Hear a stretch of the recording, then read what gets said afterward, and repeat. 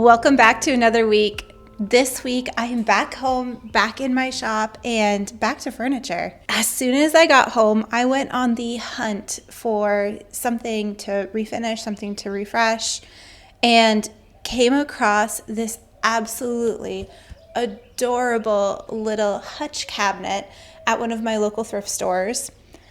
It was a steal at only $40. And it's definitely vintage. It has a lot of the characteristics of a Art Deco style of furniture.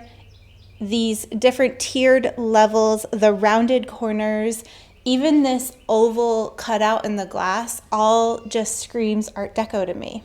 And if this was constructed around the time that Art Deco was popular, it would put it pretty old.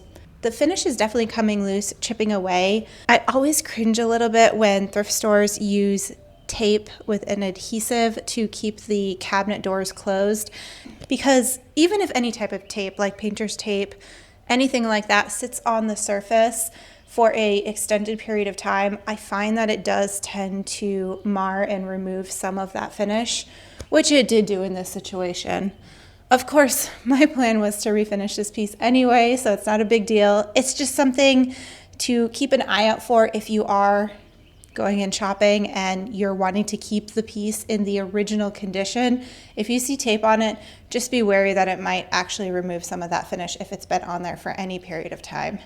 When it comes to design ideas that I have in my mind for this piece, I am actually thinking of painting it. Like I said, the finish is wearing off and there is a pretty sizable chunk taken out of the plywood side on one of the sides of this. I will have to fully patch that. It's a big area. Secondly, there are quite a few spots of veneer that are chipping, dinged. And lastly, the reason I was thinking of painting this piece is it has such a fun shape and fun characteristic that I think I want to lean into that and go a fun color with this one. It has this circular window in the top hutch part that I could put a fun pop of pattern on the back and paint the interior a different color. Currently it is painted and it's a very aged off-white color. It's definitely seen some better days. It's stained with age. And that's both on the top cabinet and this bottom cabinet. Luckily, these hinges are in great condition, and that's always a question when dealing with vintage furniture that has hinges. A lot of times, the hinges might be bent or broken altogether. So I always like to check over the piece at the thrift store thoroughly if I can, if it does have doors with hinges on them. And of course, with the charm of a vintage piece of furniture comes flathead screws. They're not my favorite. If you've ever had to work with them, you know vintage flathead screws are a bit of a pain sometimes. There's always quite a bit of disassembly when it comes to hutches, but I always try to label all the different components. So for example, this is the top door and the top hinge. So I put TT on this and I'll put TB for top door, bottom hinge on the other one so that I keep them straight. My reasoning for this is to make sure that the hinge goes back in its original location as well as in its original positioning. Sometimes these vintage hinges can get a little bit bent or warped, even in ways that you can't necessarily see with your eye. And so by putting them back in their original position, you are avoiding possible alignment issues when you go to put it back together.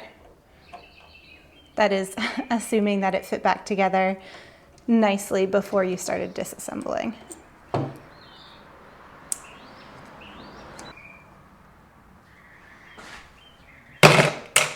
I typically like to remove the glass from all the cabinet hutches that I do work on. It just makes it a lot easier to clean and paint properly between the surfaces. This is an example of one that I absolutely do not want to break the glass nor these little support brackets because it's all curved.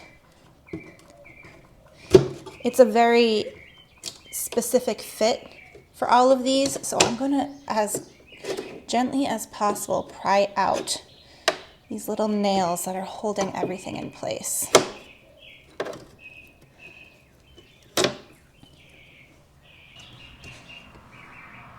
There are already a few that have come through when somebody was initially nailing this on. So what I might do is remove that nail altogether and try to patch that section just so that it's not causing any more damage.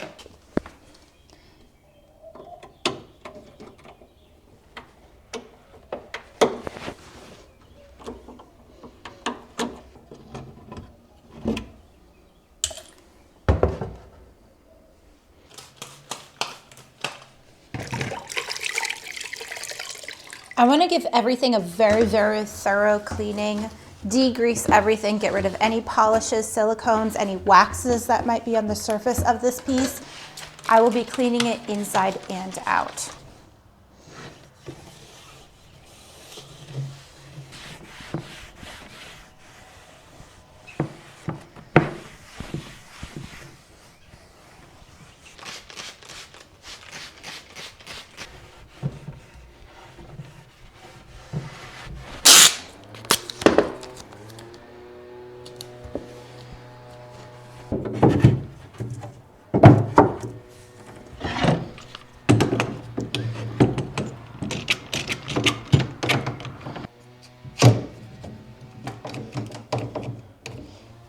I'm choosing Bondo to fill that big hole in the side of this hutch. It dries really, really rock hard, and it's a great filler for large areas of damage like that. And while I have it out, I will also use it to fill some of the lesser areas of damage, like the missing veneer, any gouges or scratches.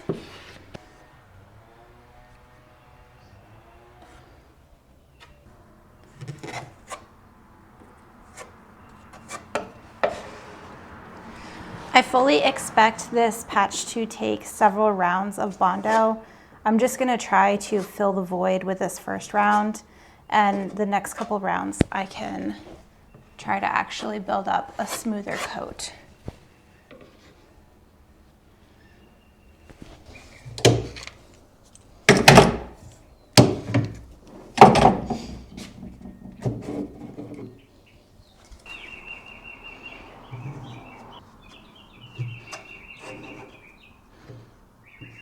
Since Bondo requires a chemical bond to cure, it cures really, really quickly, and once it is rock hard, I can go ahead and take a 120 grit sandpaper to all the areas that I filled, smooth everything out to prep it for that second round of Bondo where it's needed.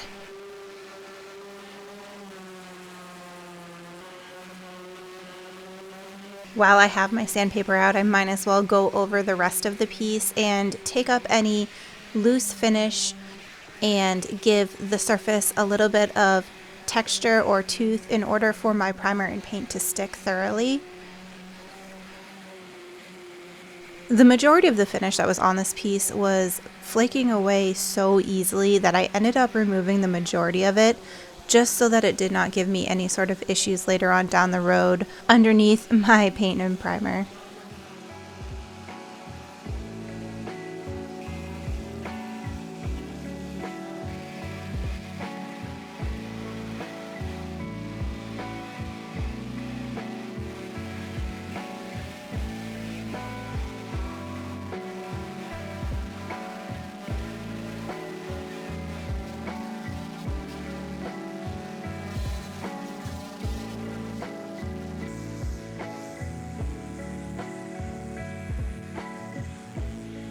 The last area to sand are these curved groove details. My sander with a foam abrasive did work pretty well, but I still want to ensure that I'm getting a little bit of texture and tooth in these actual grooves themselves so that my paint and primer can really truly get a good grip and it doesn't fail.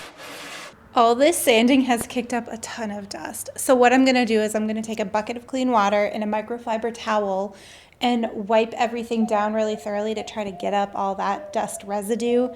Now, I do wanna make sure everything dries 100% before I move on to priming, because the primer that I use, a shellac-based primer, does not play well with just plain water. So wipe it down, make sure it's dry.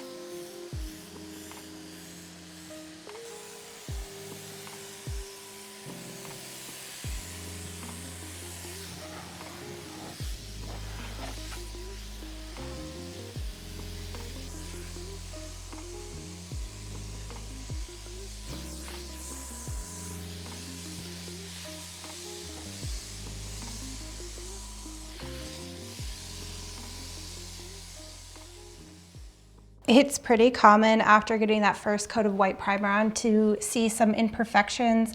In this case, these seams right here are really stark and standing out. So I'm gonna take just a little bit of filler and just run my finger along it to close up those gaps. I'm not looking to add a lot, just to seal it up a little. And I will go over all of these pieces and see if there's any additional areas that I missed that might need a little bit more filling as well.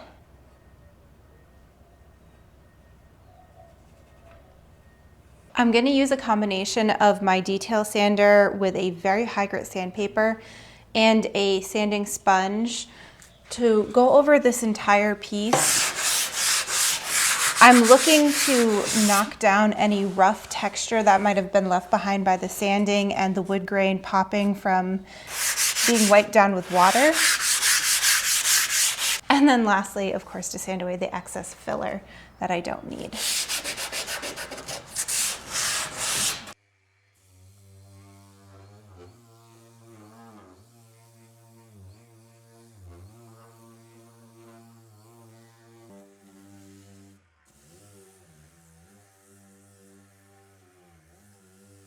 When it comes to the paint color, I really wanted to go with something bright and fun for this little piece. I have a full gallon of this Gallery series in Forever Green. I've used this on the little set of nightstands a couple of weeks ago and really like this color. The formula is great too. I haven't used this Gallery series a whole lot, just a couple of times, but it seems like it's pretty durable, sprays great, and dries really quickly as well.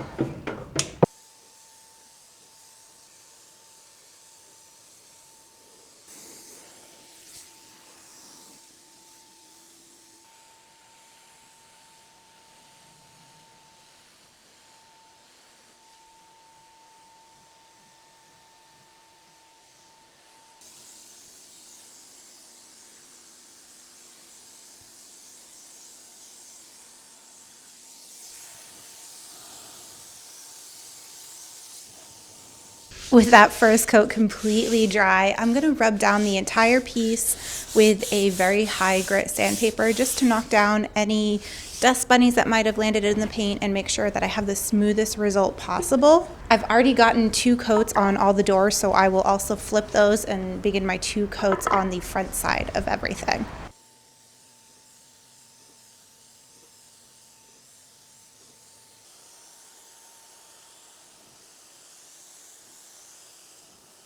With all the painting done, now comes one of the fun parts, adding that pop of pattern to the back of the top hutch cabinet. I decided to go with a really dark print. I knew I wanted something botanical with some leaves and some flowers, and by choosing a darker pattern, it really does pop against this lighter color, and I think it adds a lot of depth, dimension, and it's just a pretty print altogether. I did opt to fully paint the back of the cabinet. That way, if anyone does want to remove this paper in the future, they should be able to do so relatively easily and still have a painted surface behind there. It can be a little bit tricky to line up those edges and get everything perfectly placed. All I can say is take your time and don't rush things. Measure, cut, make sure you're not dealing with too much material at once, but still give yourself enough overage to be able to cut away.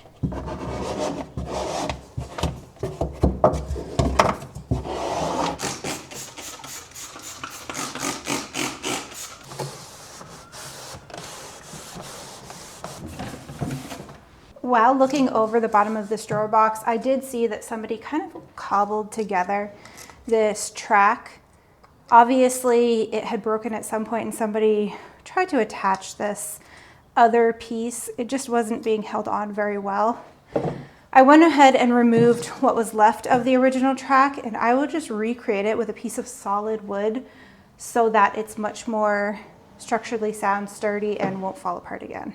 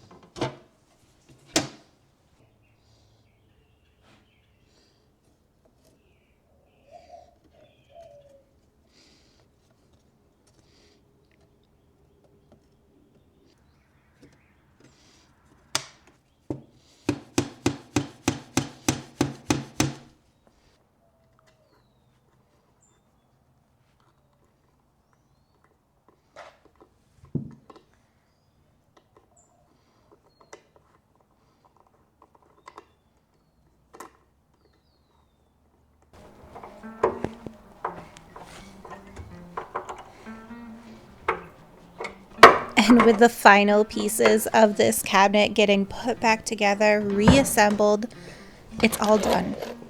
Let's remind ourselves what it looked like in the beginning. It was dark and dated, the finish was failing. That tape absolutely destroyed what was remaining of that finish underneath it.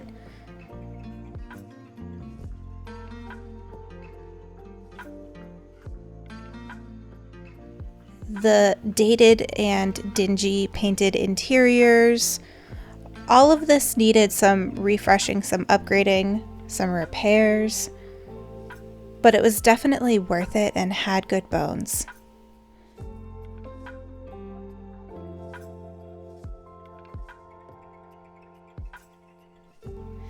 After spending a little bit of time and giving it a little bit of love, let's take a look at what it looks like now.